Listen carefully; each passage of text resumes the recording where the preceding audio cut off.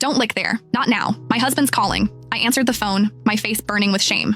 The husband on the other end of the line had no idea his beloved wife had another man's head between her thighs at that very moment. My name was Quinn Clark. I was 26 years old. I had a great figure and good looks, and I worked as a teacher at a private middle school. But underneath all of that, the truth was that I was just a wife who had been starved for a very long time. My husband, Garrett Weber, was getting older. His performance in the bedroom kept getting worse, and his interest in me was fading. He could not satisfy me anymore. Even when I wore my finest lingerie and paraded around in front of him, he could barely get hard. Every night, deep in the dark, I had to take care of my own needs. This kind of life left me aching with desire. I even started to fantasize about being pinned down by a strong man and taken roughly. I knew these fantasies were wrong. After all, I was a married woman with a husband. However, the longer this went on, the more my ridiculous thoughts grew. I could not stop them. Hence, I threw myself into my work instead. Then one day, I squeezed onto the morning rush hour subway as usual. The crowd pushed me into the corner. In all the chaos, I felt something hard press up against my backside from behind. It felt so sensitive. I knew exactly what it was.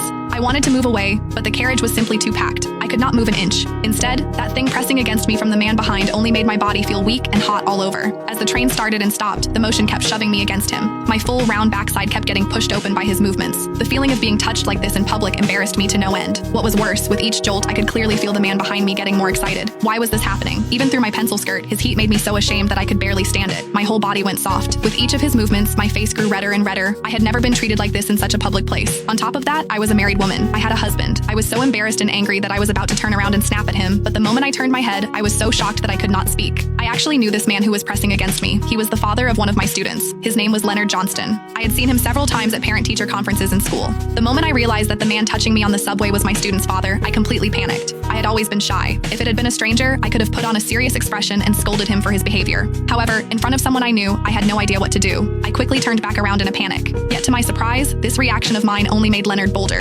He pushed even harder. I could clearly feel his body pressing against me, but there was nothing I could do. I could only blush and try to squirm away.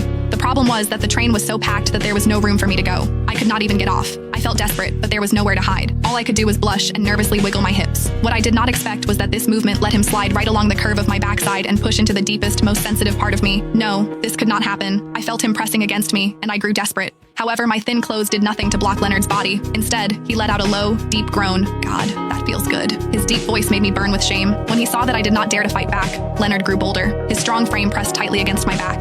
Then, he reached his hand around. My waist went cold, and I squeezed my legs together on instinct almost instantly.